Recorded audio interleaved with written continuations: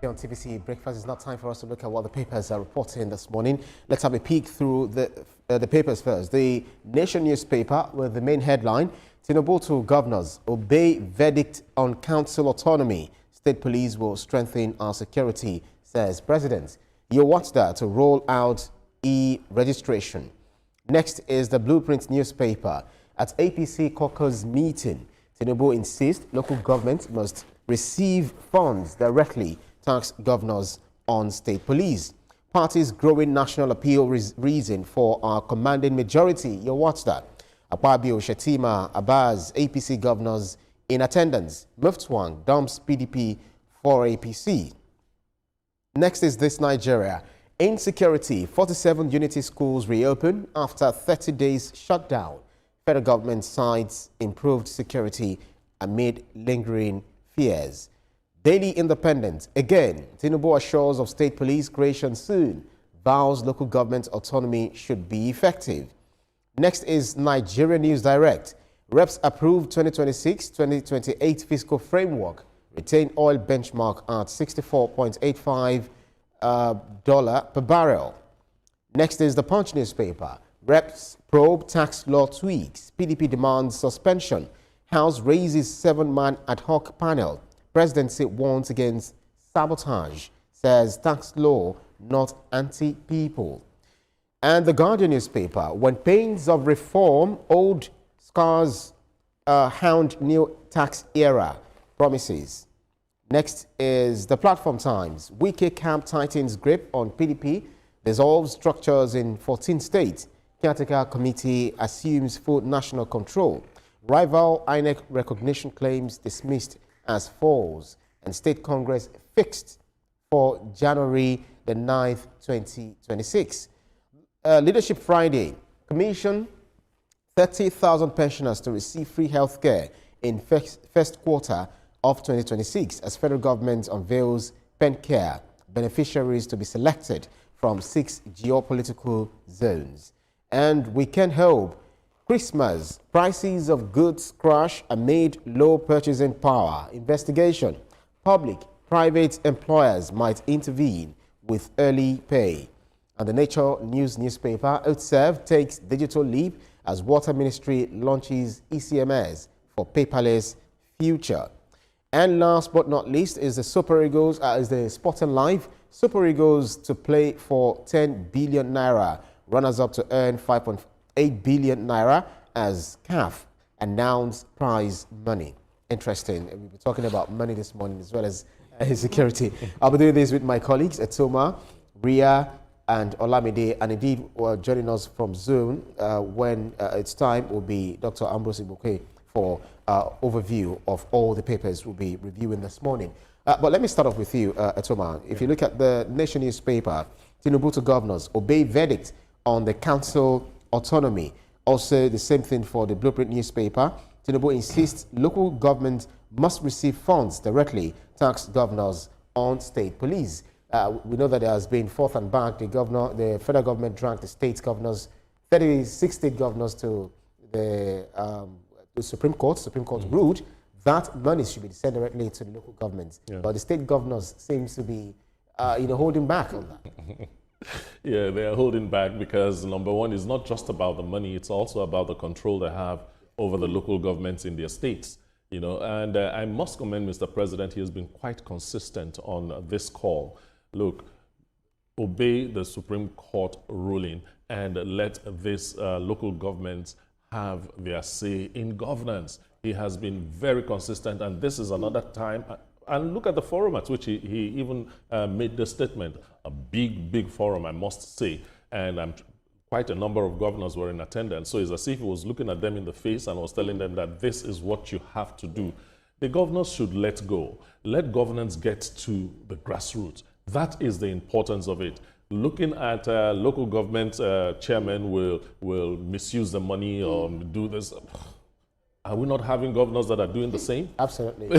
So what are we talking about? That's why the president actually called for collaboration. He's saying that his administration is not seeking hostility, rather collaborative efforts in delivering good governance to Nigerians. So whatever you're doing as a state governor, you should also allow the local governments, administration should take, strong effect. Ibrahim, and I hope that we do not start 2026 with this topic again, that we're still saying that, local governments are not yet. No, I'm just hopeful and I'm praying that we are not still having this conversation. That's right. Ibrahim, if you look at it, who are the closest to the people? Is the local government.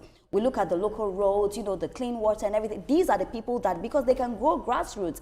And it's sad that the Supreme Court is not being obeyed. We've been having this conversation over and over again. What is the reason why the governors are still holding back? Okay, you say you're holding back because you feel like they might squander the money, but even our governors sometimes, all your hands are not clean. So what is the reason why you do not want these people to stand on their own? I'll give you a quick example, Etoma. It's just like I want to give you money and then I pass the money through Olamide. Why would I pass the money to Olamide when I can give it to you directly? As if I don't have hands. As if you don't have hands.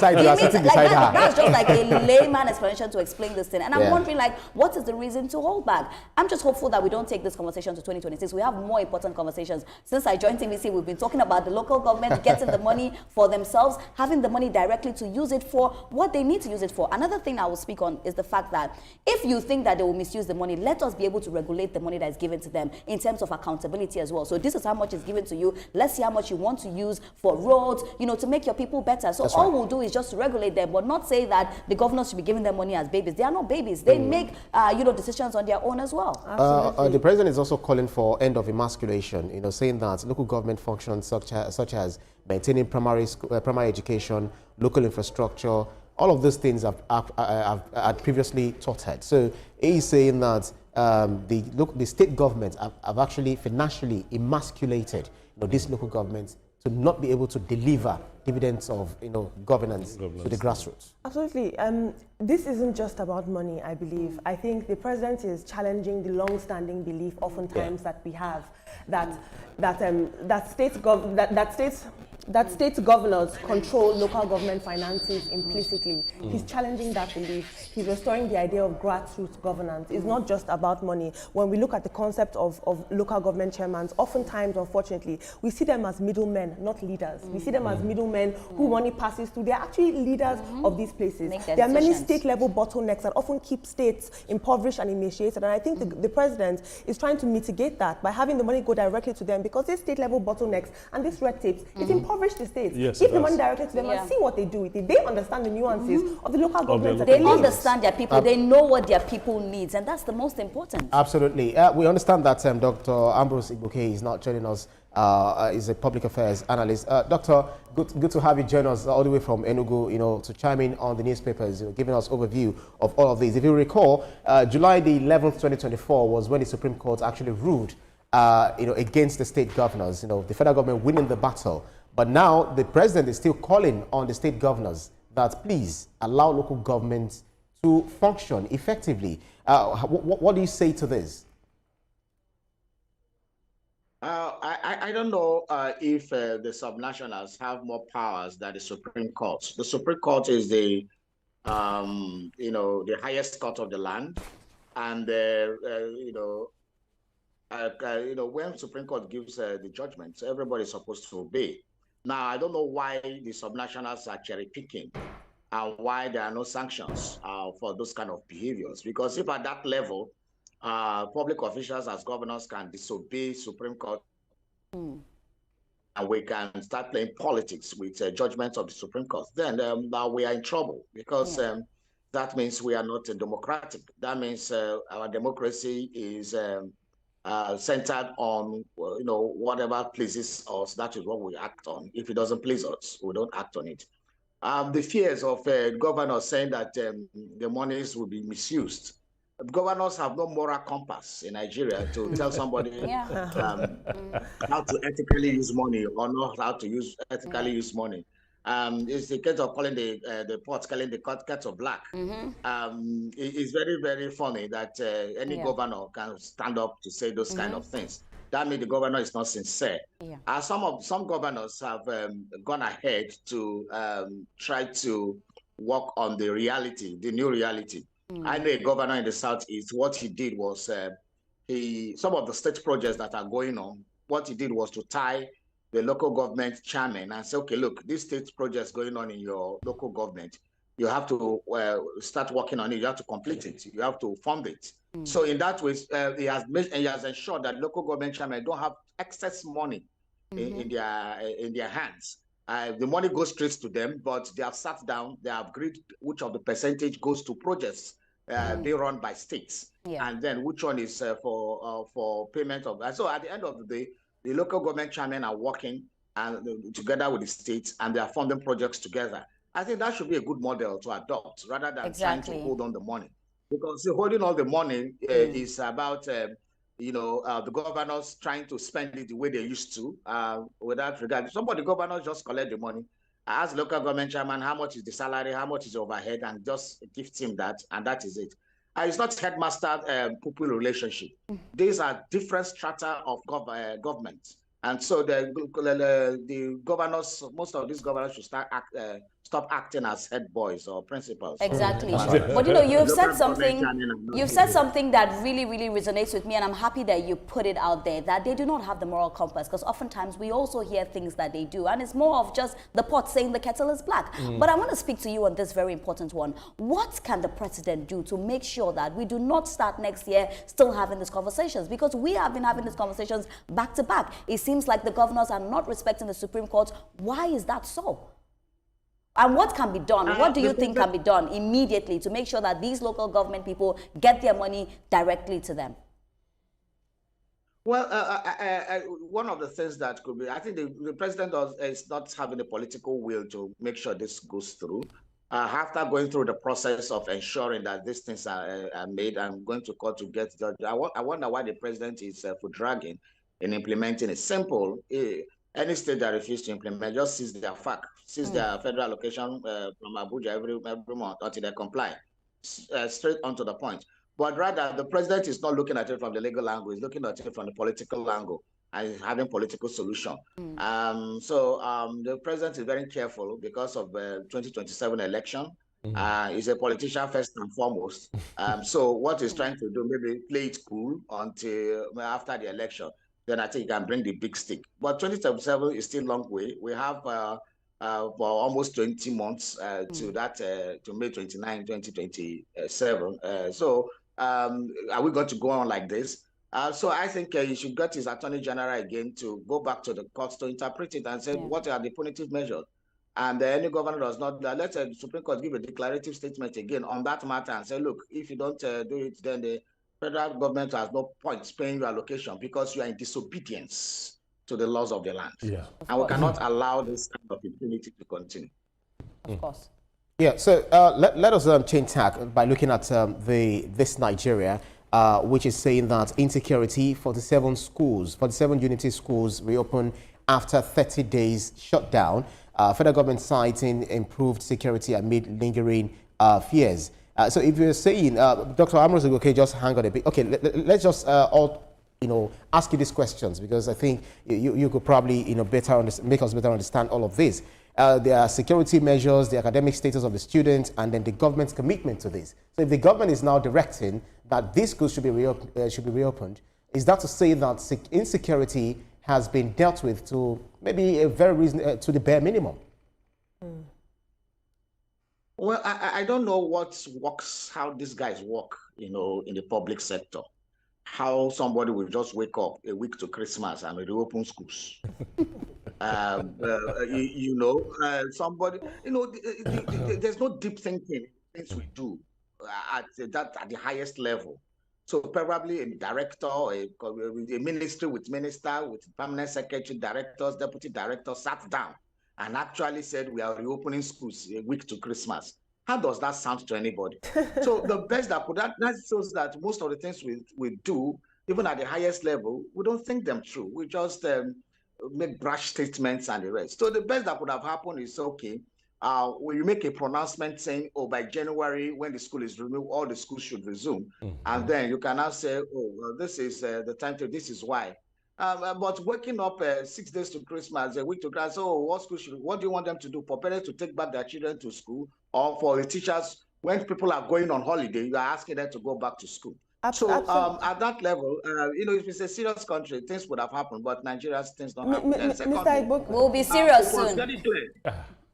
No, we are not serious here. So secondly, let's be patriotic, actually.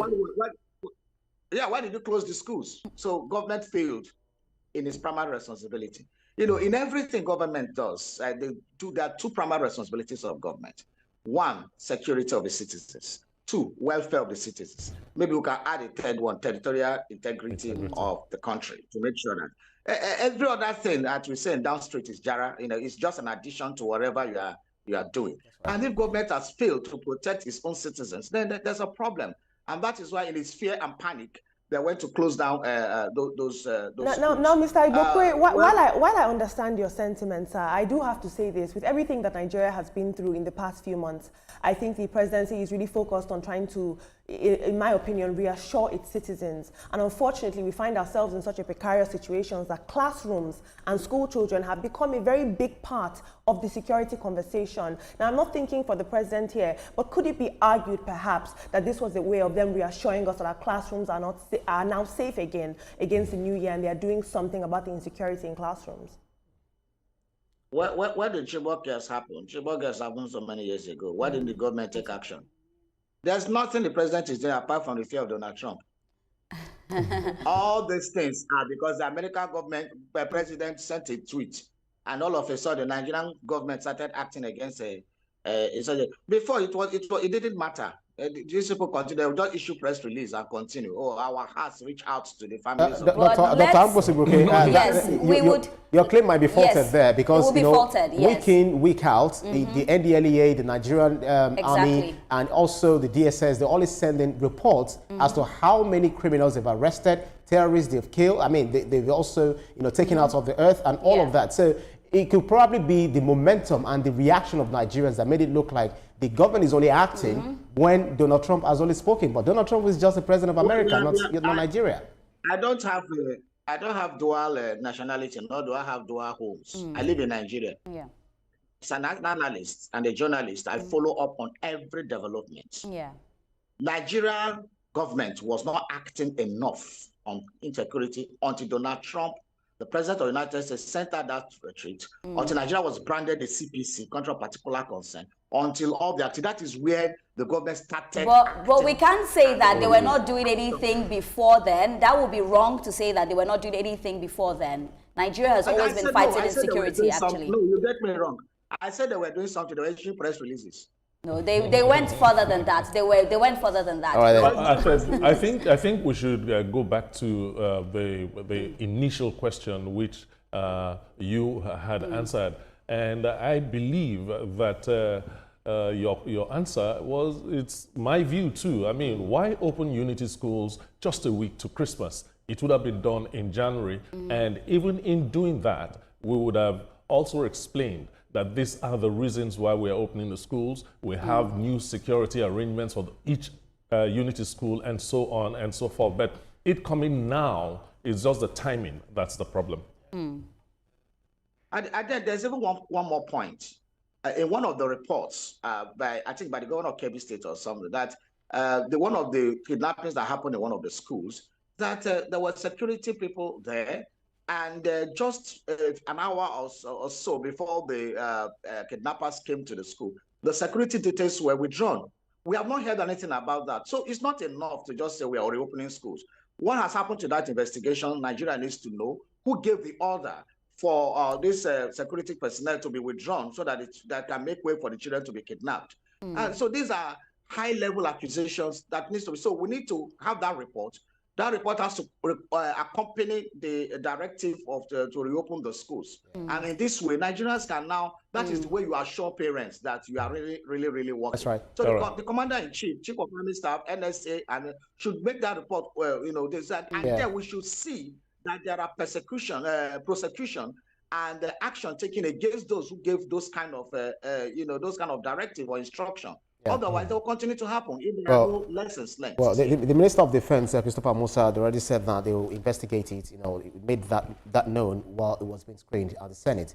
But let's move on to this Nigeria. Still on security matters.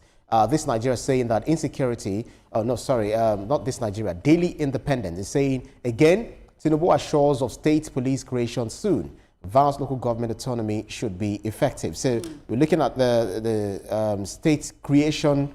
Of state creation precisely, saying that he's assuring the international community that we'll have state police creation. Assuring the United States and Europe, presenting it as a critical step for Nigeria's safety and peace. And he also look at constitutional reforms and supplementary units. What say you to this? Well, I think one of the best legacies President Tinubu can leave behind is if he can successfully decentralize the police system, if he can decentralize policing in Nigeria.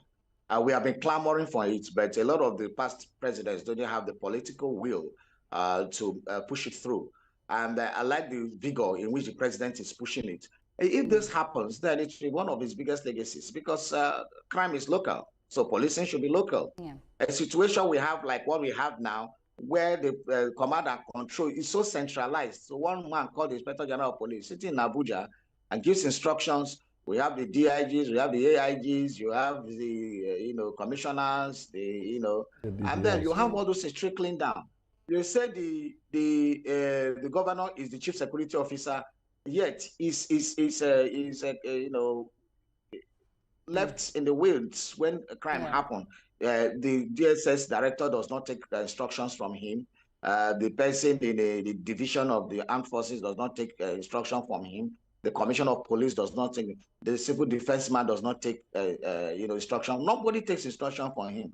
And then the instruction comes from Abuja. Yes, in Constitution it says the chief is the chief security officer. So that's a caricature of the governor. So the governor is left in the lurch. He is always helpless when these things happen. So it will not now when you do state policing, the onus now falls back to the governor. So if any governor is having insecurity and the rest, you don't hold the president responsible anymore. Exactly. You hold the governor responsible. Yes. So if there's a serious insurrection, it is now behoves the federal government to send federal police or send the military to quell any serious insurrection. But for day-to-day policing, it should be that the state governors be able to mount their own policing. For example, if you come to Enugu State now, the security architecture put into by Governor Mba is so heavy. And so I was now wondering if you give that kind of a governor the opportunity to be in charge of state police, what he could do with the police, with the equipment, with the trainings, because many governors are now afraid to do trainings for police, because when you finish the training, the next thing they will do is to post the person out of the state.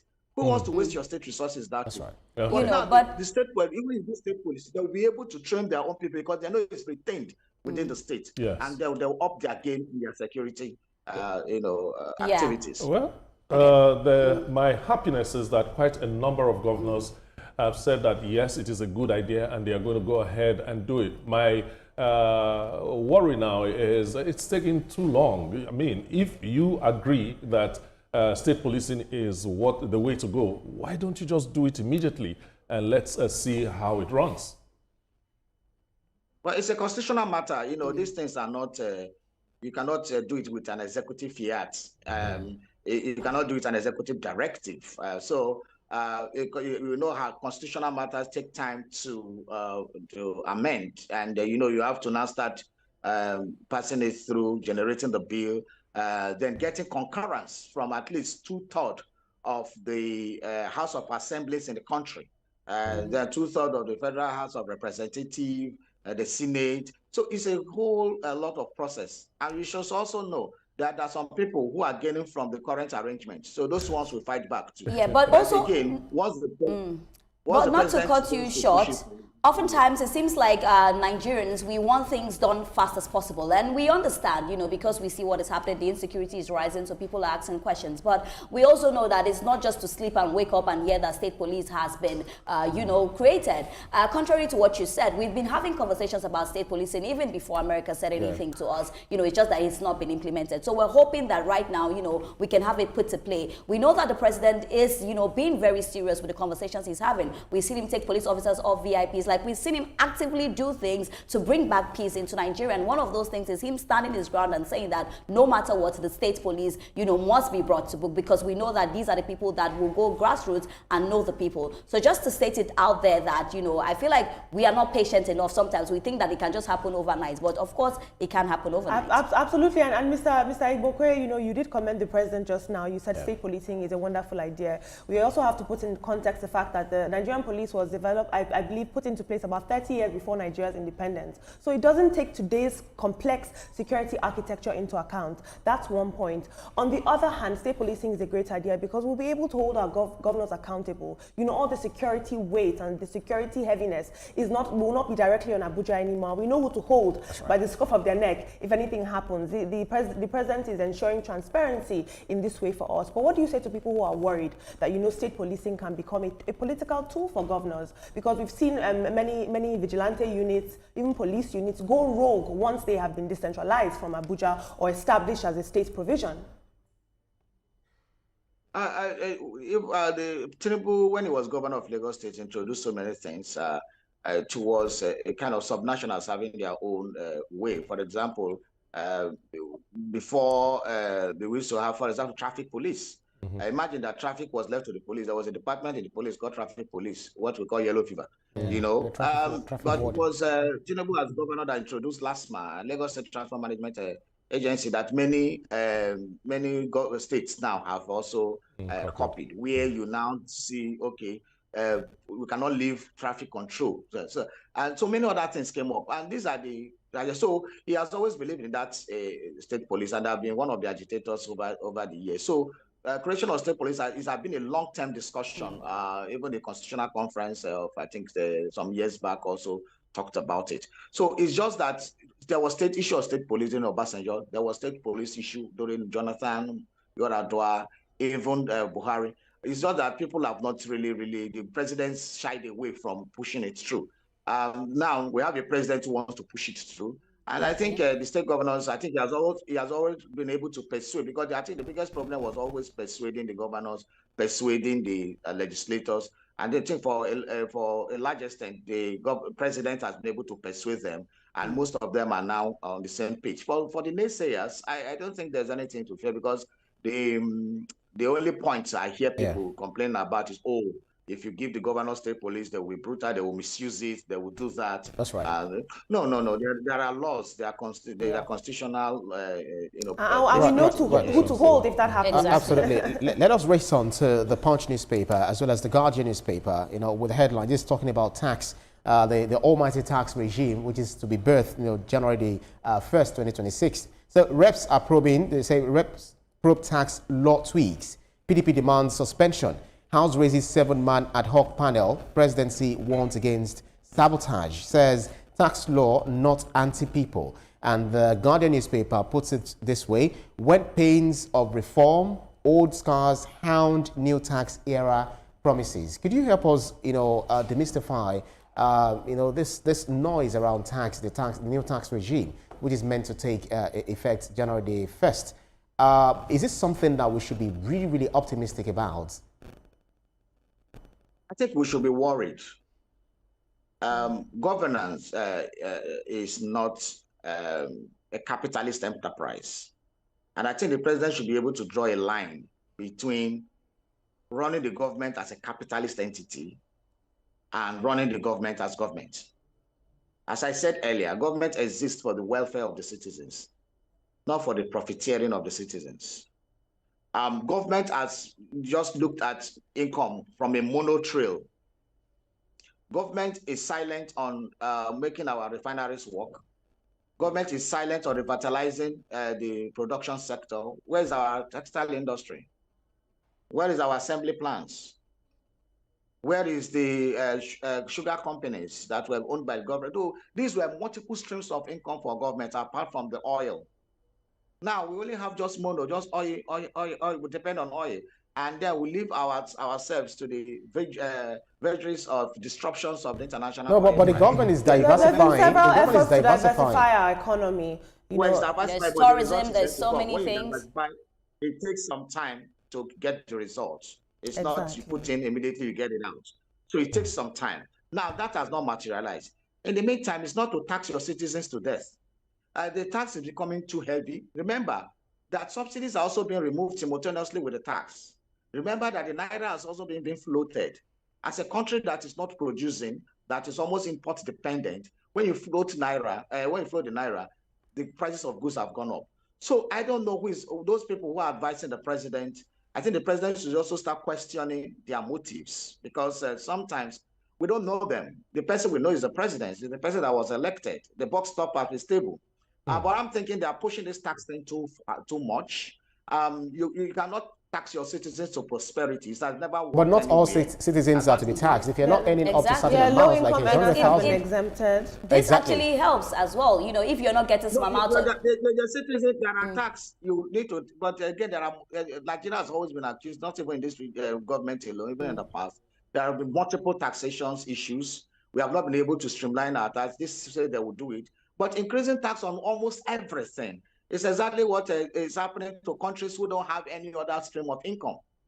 Mr. Igboke, I have to say that I understand and I appreciate your sentiments, but as a president, you have to do hard things. Nigeria, the presidency is not taxing Nigeria because it wants to. It's taxing us because the load is getting hard to carry. And sometimes you have to make hard decisions and pull money from hard places. But I would be amiss if I didn't appreciate your sentiments surrounding this issue.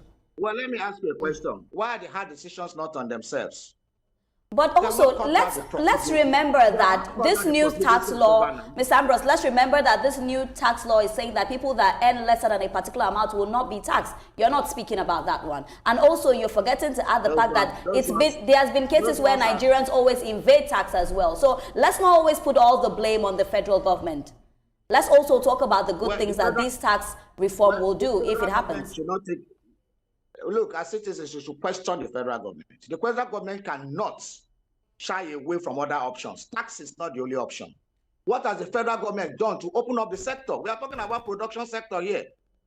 Our forests, imagine, have you gone to a Apapa port? A ship comes with shipload of containers and goes back empty. I have friends in the maritime sector. But there is a lot that government can do to increase the stream of income. Talking about ports, I think a report yesterday. Yeah, I think a report yesterday, almost about 15 trillion naira was actually generated as revenue from that port, which is kind of one of the highest that it has ever recorded.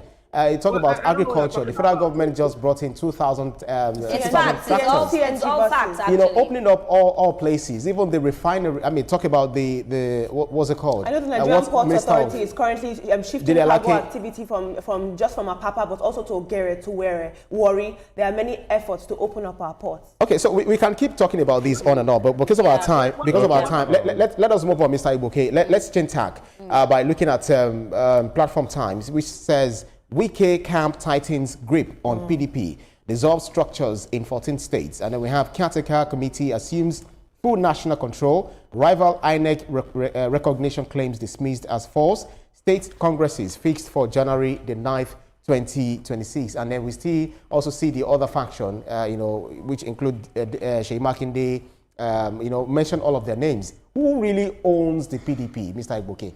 I mean, Dr. Igboke.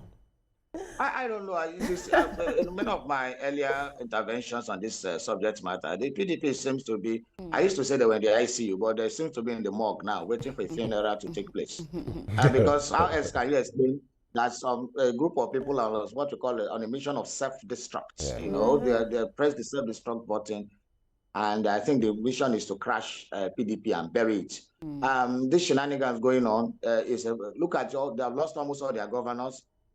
So I don't think they're going to make any headway. They are no more a formidable opposition because the governors that were behind them, almost all of them are gone. But politicians are very optimistic. We are saying this, but according to them, they are still working on something. But oftentimes we've also spoken about the fact that the destruction of PDP is that everybody wants to be a boss. Nobody wants to listen to one person. But in Nigeria, of course, we still need a formidable opposition. Nigeria is not a one-party system. But if you ask the PDP, they'll tell you, they are still working on something. I don't think they will agree with you that they are in the morgue, actually.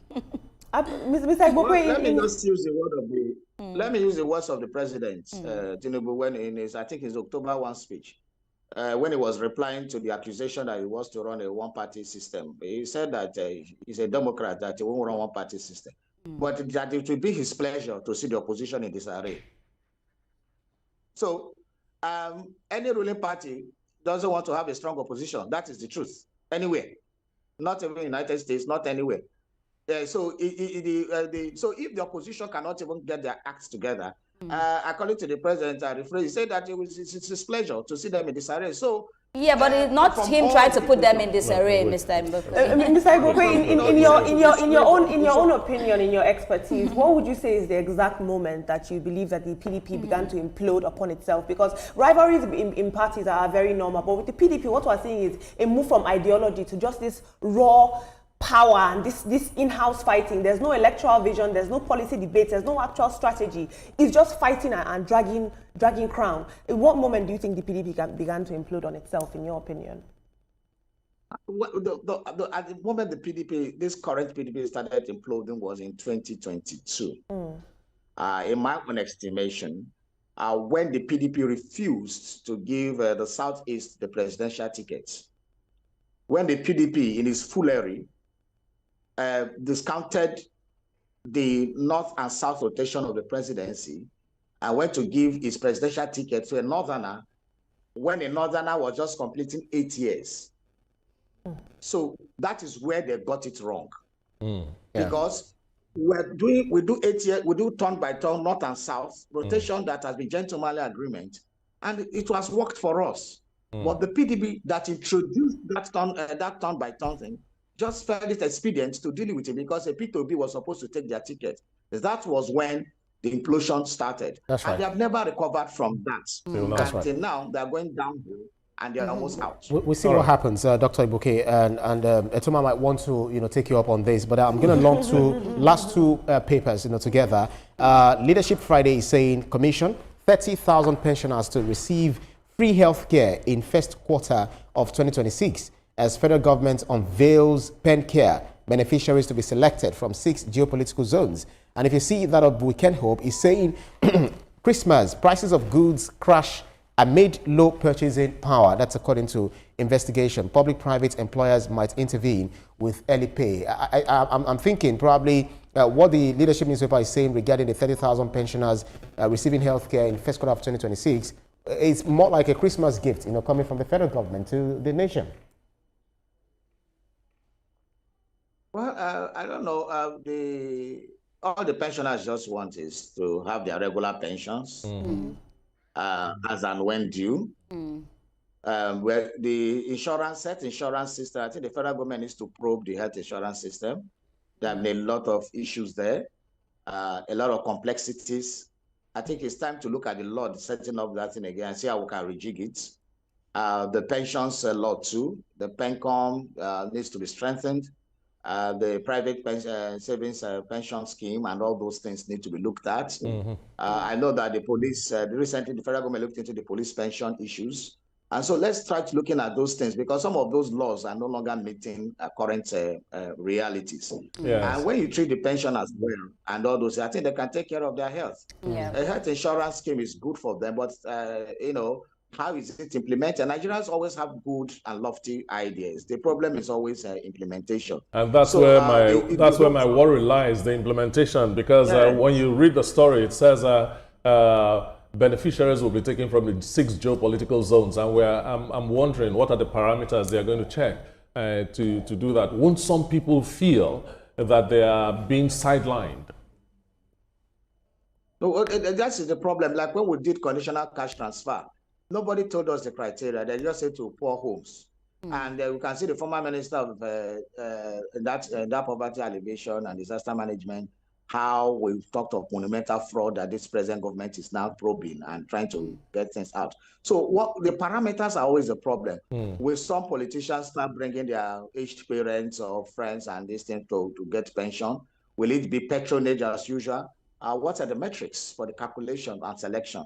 Those things, and we don't get to hear those things. Or is it another scheme by some smart guys in the ministry to come up and make money for Christmas? So, at the end of the day, we are hopeful that the pensioners will get their monies that they truly deserve. But just to put something out there quickly, I believe that President Bola Tinubu has always spoken about democracy.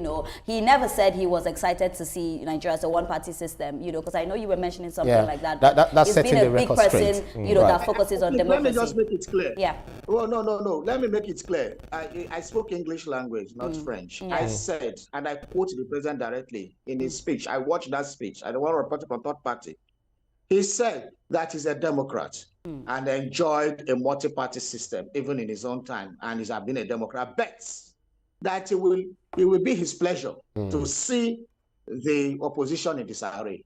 I didn't say one party six. It's content. It's the way we understand it. The way you understand it. The way people understand it. You're absolutely correct. We needed to put it out there, actually. We needed to put it out there. All right, then. Very quickly, Mr. Bouquet, I think we were really out of time. I don't know whether I can squeeze this in. Super Eagles to play for 10 billion naira, meaning that runners-up to earn 5.8 billion, as CAF announced, prize money. But I understand that the time has actually, is fast spent, so we just have to call it a wrap. But it's a pleasure to have you on our segment in the Super Review. I will call it a special edition, the Christmas edition, for this Dr. Ambrose Igboke, all the way from Enugu, public affairs analyst. Thank you so much for your keenness of insight on this. Thank you. Of course. Thank you so much. Once again, we must thank him very well. Quite exciting.